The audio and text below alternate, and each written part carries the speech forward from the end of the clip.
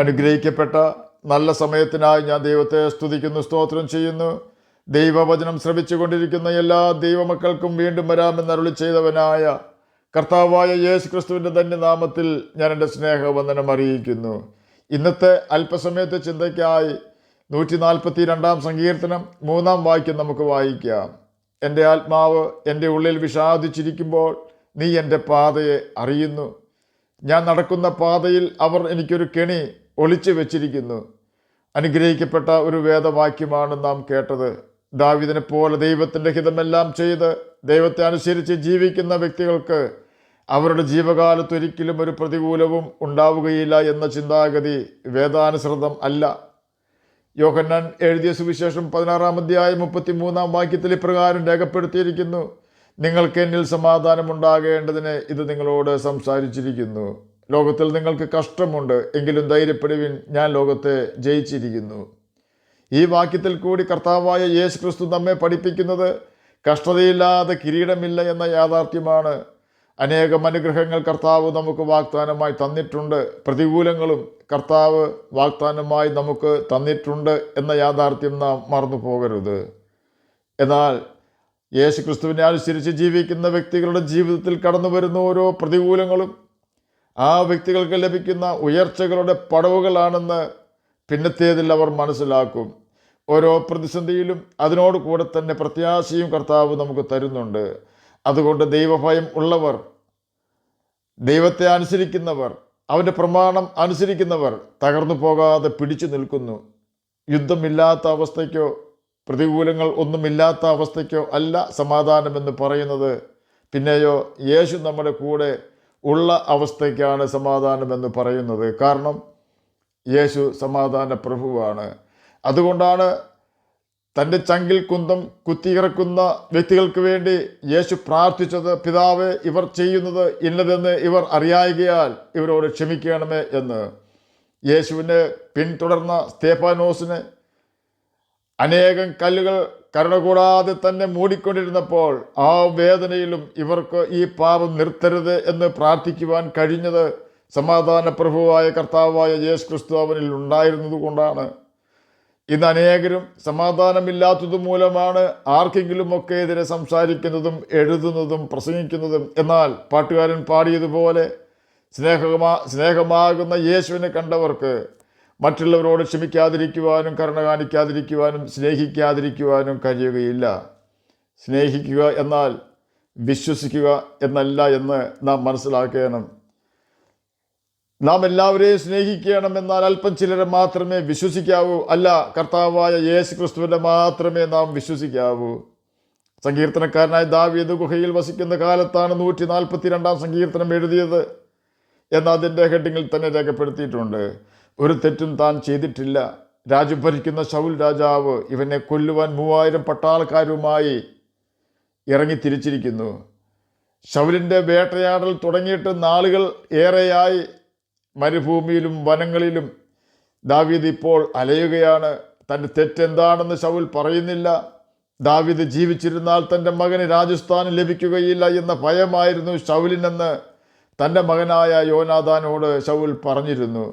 നിരപരാധിയായ ഒരു വ്യക്തിയെ, അതും ദൈവഭയമുള്ള വ്യക്തിയെ കൊന്നു കളഞ്ഞുകൊണ്ട് തൻ്റെ തലമുറയ്ക്ക് വേണ്ടി രാജസ്ഥാനം റിസർവ് ചെയ്യുന്ന ഒരു അപ്പനായിരുന്നു ശൗൽ. എന്നാൽ ദാവീദ് ദൈവത്തിൽ ആശ്രയിച്ചു. ദാവീദിന് രാജസ്ഥാനമല്ല ഇപ്പോൾ ആവശ്യം. അവന് വേണ്ടത് അവൻ്റെ ജീവനാണ്. അവൻ്റെ വേദനയും സങ്കടവും എല്ലാം ദൈവം കാണുന്നുണ്ടായിരുന്നു. തൻ്റെ മകനായ ദാവീദിനെ ദൈവം സംരക്ഷിക്കുന്നുണ്ടായിരുന്നു. എങ്കിലും ദൈവത്തെ അനുഭവിക്കുവാൻ ദാവീദിന് കഴിയുന്നുണ്ടെങ്കിലും ദൈവത്തെ കാണുവാൻ അവന് കഴിയുന്നുണ്ടായിരുന്നില്ല. ഇതാണ് നാം ഓരോരുത്തർക്കും ഉള്ള പ്രശ്നം. നമുക്ക് ദൈവത്തെ കാണുവാൻ കഴിയുന്നില്ലെങ്കിലും അവൻ്റെ സാന്നിധ്യം അനുഭവിക്കുവാൻ കഴിയുന്നുണ്ടെങ്കിൽ ഭയപ്പെടേണ്ട കാര്യമില്ല. കാരണം അവൻ നമ്മോട് കൂടെ വസിക്കും എന്ന് മത്തായി എഴുതിയ സുവിശേഷം 28 അധ്യായം 20 വാക്യത്തിൽ രേഖപ്പെടുത്തിയിട്ടുണ്ട്. ഇപ്പോൾ ദാവീദ് വളരെ സങ്കടത്തിലാണ്. ഗുഹയിലിരിക്കുന്ന ദാവീദിന് ഇനി എന്തു ചെയ്യണമെന്നൊരു ഊഹവുമില്ല. അടുത്ത സ്റ്റെപ്പ് എവിടെ വെക്കണമെന്ന് അറിയാതെ അവൻ വിഷമിക്കുകയാണ്. താൻ എടുത്തു വെക്കുന്ന സ്റ്റെപ്പ് ശൗലിൻ്റെയും അവൻ്റെ പട്ടാളക്കാരുടെയും മുമ്പിലേക്കാണെങ്കിൽ ജീവിതം അതാലെ തീർന്നുവെന്ന് അവൻ മനസ്സിലാക്കുന്നു. അവൻ്റെ ഹൃദയം ഇപ്പോൾ വിഷാദത്തിലാണ്. എന്നാൽ ഒരു കാര്യം ദാവീദിനറിയാം, തനിക്ക് മുമ്പോട്ടുള്ള വഴി കാണുവാൻ കഴിയാതെ പ്രതിസന്ധിയിലായിരിക്കുന്നുവെങ്കിലും ചെങ്കടലിൽ ഇസ്രായേൽ മക്കൾക്ക് വേണ്ടി ചെങ്കൽപ്പാത ഒരുക്കിയവനായ യഹോവ അഥവാ കർത്താവായ യേശു ക്രിസ്തുവിനെ അറിയാം താൻ ഇനി എന്ത് ചെയ്യണമെന്ന്. അവൻ പ്രാർത്ഥിക്കുകയാണ്, യഹോവേ, നീ എൻ്റെ പാതയെ അറിയുന്നു. ദാവീദിൻ്റെ അവസ്ഥയിൽ എത്തിപ്പെട്ടിരിക്കുന്ന, ഇനി എങ്ങനെ മുന്നോട്ട് ചുവടുകൾ വയ്ക്കുമെന്ന് ഒരു ഊഹവുമില്ലാതെ പ്രതിസന്ധിയിലായിരിക്കുന്ന ഏതെങ്കിലും പ്രിയപ്പെട്ടവർ എന്നെ കേൾക്കുന്നുണ്ടെങ്കിൽ, സങ്കീർത്തനക്കാരനെ പോലെ നമുക്ക് യേശുവിൽ ആശ്രയിക്കാം. അടഞ്ഞ വഴി തുറന്നു തന്ന് നമ്മെ മുന്നോട്ട് നയിക്കുവാൻ കഴിവുള്ളവനാണ് കർത്താവായ യേശു ക്രിസ്തു. ദാവീദിൻ്റെ മറ്റൊരു പ്രശ്നം, താൻ നടക്കുന്ന പാതയിൽ ശത്രുക്കൾ കെണിവെക്കുന്നു എന്നതാണ്. സാത്താൻ വരുന്നത് ഒരു വാലും 2 കൊമ്പും ആയാണ് എങ്കിൽ നിശ്ചയമായും നാം അവനെ വിട്ട് ഓടും. മുഖം കൊടുക്കുവാൻ പോലും നമുക്ക് ഭയമായിരിക്കും. എന്നാൽ ജഡത്തിൽ വസിക്കുന്ന നമുക്ക് അല്പം സന്തോഷം തരുന്ന കാര്യങ്ങളുമായി നല്ല സ്നേഹം നടിച്ചുകൊണ്ടാണ് സാത്താൻ എപ്പോഴും വരുന്നത്. ഉദാഹരണം പറഞ്ഞാൽ, എലികൾക്ക് ഏറ്റവും ഇഷ്ടഭക്ഷണമായ കപ്പ എലിക്കണിയിൽ വെച്ച് നാം മാറി നിൽക്കുന്നത് പോലെ സാത്താൻ കെണിയിൽ പാപം വെച്ചുകൊണ്ട് കാത്തിരിക്കുകയാണ്. നാം പാപം ചെയ്താൽ സാത്താൻ ജയിക്കും. കാരണം പാപം ചെയ്യുന്നവൻ പിശാചിൻ്റെ മകനാണല്ലോ. അന്നു മുതൽ നാം അവൻ്റെ അടിമയായി തീരേണ്ടി വരും. ഹണി ട്രാപ്പ് നമുക്കെല്ലാവർക്കും ഈ കാലത്ത് പരിചയമുള്ളൊരു വാക്കാണ്. ഇതുപോലെ തന്നെ മറ്റൊരു ട്രാപ്പാണ് സിൻ ട്രാപ്പ്, പാപത്തിൻ്റെ കെണി. സാത്താൻ്റെ കെണിയിൽ ഒരു പ്രാവശ്യം വീണ് കഴിഞ്ഞാൽ അവിടെ നിന്നും മടങ്ങി വരിക എന്നത് അസാധ്യമാണെന്നുള്ള യാഥാർത്ഥ്യം നാം മറന്നു പോകരുത്. ദാവീദിന് അവൻ്റെ മുന്നോട്ടുള്ള ഗമനം അസ്ഥിരപ്പെടുത്തുവാൻ ശൗൽ ചെയ്തത് അവൻ്റെ മൂത്ത മകളായ മേരബിനെ ഭാര്യയായി കൊടുക്കാം എന്ന് പറഞ്ഞുകൊണ്ടായിരുന്നു. ഒരു പെൺകുട്ടിയെ അവളുടെ മാതാപിതാക്കൾ ഒരു ആൺകുട്ടിക്ക് ഭാര്യയായി കൊടുക്കുന്നതിന് ആൺകുട്ടി പെൺകുട്ടിക്ക് കൊടുക്കുന്ന ധനത്തിനാണ് സ്ത്രീധനം എന്ന് ബൈബിൾ പഠിപ്പിക്കുന്നത്.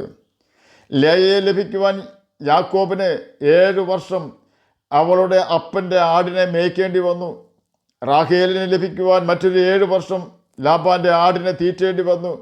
അതുപോലെ തന്നെ ശൗലിൻ്റെ മൂത്ത മകളായ മേരബിനെ ഭാര്യയായി ലഭിക്കുവാൻ ഗോലിയാത്തിനെ കൊന്നതിന് പുറമെ ഫിലിസ്തീനയുടെ അഗ്രചർമ്മവും ശൗൽ ദാവീദിൽ നിന്നും മേടിച്ചു. ഫിലിസ്തീനയുടെ കയ്യാൽ ദാവീദ് തട്ടിപ്പോകുവാനാണ് ശൗൽ അങ്ങനെ ചെയ്തതെങ്കിലും ശൗൽ ചോദിച്ച അത്രയും ഫിലിസ്തീനയുടെ അഗ്രചർമ്മം ദാവീദ് എണ്ണം കൊടുത്തു. അങ്ങനെ ദാവീദ് ആ കെണിയിൽ നിന്നും രക്ഷപ്പെട്ടു. രണ്ടാമത്തെ കെണി, ശൗലിൻ്റെ രണ്ടാമത്തെ മകൾ മീഖലിനെ ദാവീദിന് ഭാര്യയായി കൊടുത്തതാണ്. തൻ്റെ മകൾ ദാവീദിനൊരു കെണിയായി തീരുമെന്ന് ചിന്തിച്ചുകൊണ്ട് തന്നെ ശൗൽ മീഖലിനെ ദാവീദിന് ഭാര്യയായി കൊടുത്തു. എന്നാൽ ദാവീദിന് കെണിയൊരുക്കുവാൻ ദൈവം മീഖലിനെ അനുവദിച്ചില്ല. എന്നെ കേൾക്കുന്ന പ്രിയ ദൈവമകനെ, ദൈവമകളെ, നമ്മെ ഒതുക്കുവാനും നമ്മെ നമ്മുടെ പദവിയിൽ നിന്ന് തള്ളിയിടുവാനും ആരെല്ലാം കെണി വെച്ച് മറഞ്ഞിരുന്നാലും കെണി വെച്ചവർ കെണിയിൽ കുടുങ്ങിയിരിക്കുന്നത് നമ്മുടെ കണ്ണുകൊണ്ട് തന്നെ കാണുവാൻ ദൈവം ഇടവരുത്തും. എന്നാൽ നാം എപ്പോഴും യഹോവ ഭക്തിയോടെ ഇരിക്കണം. യോശുവയ്ക്ക് ദൈവം കൽപ്പന കൊടുത്തുകൊണ്ട് പറയുകയാണ്, നിന്റെ ജീവകാലത്തൊരിക്കലും ഒരു മനുഷ്യനും നിന്റെ നേരെ നിൽക്കുകയില്ല. ഞാൻ മോശയോടുകൂടി ഇരുന്നതുപോലെ നിന്നോടുകൂടെയും ഇരിക്കും. ഞാൻ നിന്നെ കൈവിടുകയില്ല, ഉപേക്ഷിക്കുകയുമില്ല. യോശുവ 1-ാം അധ്യായം 5-ാം വാക്യമാണ് നാം കേട്ടത്. യോശുവയ്ക്ക് ദൈവം കൊടുത്ത വാഗ്ദാനമാണ് നാം കേട്ടത്. എന്നാൽ ആ വാഗ്ദാനം കർത്താവ് നിറവേറ്റണമെങ്കിൽ യോശുവ 1-ാം അധ്യായം 8-ാം വാക്യത്തിൽ യഹോവ യോശുവയ്ക്ക് കൊടുത്ത കൽപ്പന അവൻ അനുസരിക്കണമായിരുന്നു. അത് ഇപ്രകാരമാണ് രേഖപ്പെടുത്തിയിരിക്കുന്നത്: ഈ ന്യായപ്രമാണ പുസ്തകത്തിലുള്ളത് നിന്റെ വായിൽ നിന്നും നീങ്ങിപ്പോകരുത്. അതിൽ എഴുതിയിരിക്കുന്നത് പോലെയൊക്കെ പ്രമാണിച്ചു നടക്കേണ്ടതിന് നീ രാവും പകലും അത് ധ്യാനിച്ചുകൊണ്ടിരിക്കണം. ധ്യാനിക്കുക എന്നാൽ സീക്കിംഗ് ഗൈഡൻസ് ഫോർ ലൈഫ് എന്നാണ് അർത്ഥം. അതായത് നീ ന്യായപ്രമാണത്തെ നിന്റെ ലൈഫ് സ്റ്റൈൽ ആക്കണമെന്ന് സാരം. എന്നാൽ നിന്റെ പ്രവൃത്തി സാധിക്കും, നീ കൃതാർത്ഥനായും ഇരിക്കും. ഈ കൽപ്പനയും വാഗ്ദാനങ്ങളും എല്ലാം യോശുവയ്ക്ക് ലഭിച്ചുവെങ്കിലും യോശുവയ്ക്ക് അനേകം യുദ്ധങ്ങൾ ചെയ്യേണ്ടി വന്നു. ആ യുദ്ധങ്ങൾ യോശുവയെ തളർത്തുകയല്ല, ആ പ്രതികൂലങ്ങൾ അവനെ ശക്തനാക്കുകയാണ് ചെയ്തത്. യോശുവ യുദ്ധത്തിന് ചെന്നിരുന്നെങ്കിലും യഹോവയായ ദൈവമായിരുന്നു ഇസ്രായേൽ മക്കൾക്ക് വേണ്ടി യുദ്ധം ചെയ്തത് എന്ന് യോശുവ 10-ാം അധ്യായം 40 മുതൽ 43 വരെയുള്ള വാക്യങ്ങളിൽ വിശദീകരിച്ചിട്ടുണ്ട്.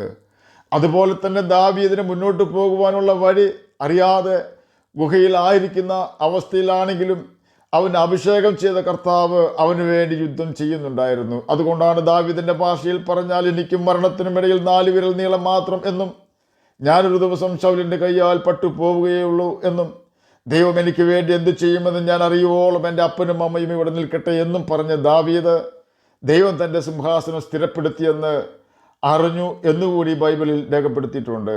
ആകയാൽ എന്നെ കേൾക്കുന്ന പ്രിയ ദൈവമകനെ, ദൈവമകളെ, മുന്നോട്ട് പോകുവാൻ ഒരു വഴിയും നാം കാണുന്നില്ലെങ്കിലും അടുത്ത സ്റ്റെപ്പ് എവിടെ വെക്കണമെന്ന് അറിയാതെ നാം പ്രയാസപ്പെടുന്നുണ്ടെങ്കിലും നാം നടക്കുന്ന പാതയിൽ നമ്മെ തകർക്കുവാൻ, നമ്മുടെ പദവിയിൽ നിന്ന് നമ്മെ തള്ളിയിടുവാൻ പ്രതിയോഗി കെണി വെക്കുന്നുണ്ടെങ്കിലും നാം ഭയപ്പെടേണ്ട. കാരണം നമ്മുടെ ഉപദേഷ്ടാവ് മറഞ്ഞിരിക്കുന്നവനല്ല.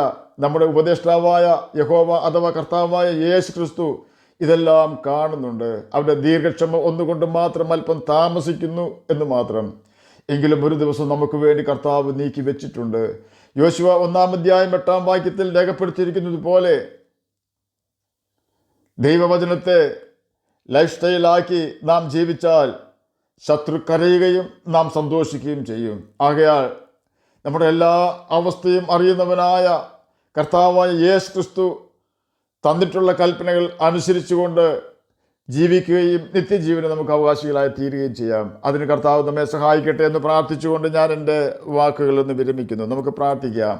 ഞങ്ങളെ സ്നേഹിക്കുന്ന സ്വർഗീയ പിതാവേ, നല്ല വചനത്തിനായി അങ്ങയെ സ്തുതിക്കുന്നു, സ്തോത്രം ചെയ്യുന്നു. എന്നെ കേൾക്കുന്ന ഏതെങ്കിലും പ്രിയപ്പെട്ടവർ സമാധാനമില്ലാതെ ബുദ്ധിമുട്ടുന്നുവെങ്കിൽ അങ്ങക്ക് സമാധാനം കൊടുത്ത് സഹായിക്കണമെന്ന് ഞാൻ പ്രാർത്ഥിക്കുന്നു. രോഗത്താൽ ഭാരപ്പെടുന്നവർക്ക് രോഗസൗഖ്യം കൊടുക്കണമേ. പഠിക്കുന്ന കുഞ്ഞുങ്ങൾക്ക് പഠിക്കുവാനുള്ള ബുദ്ധിയും ജ്ഞാനവും ഓർമ്മശക്തിയും കൊടുക്കണമേ. പ്രാർത്ഥന കേട്ടതിനായി സ്തോത്രം, യേശുവിൻ്റെ നാമത്തിൽ തന്നെ ആമേൻ. കർത്താവ് എല്ലാവരെയും അനുഗ്രഹിക്കട്ടെ. സ്തോത്രം.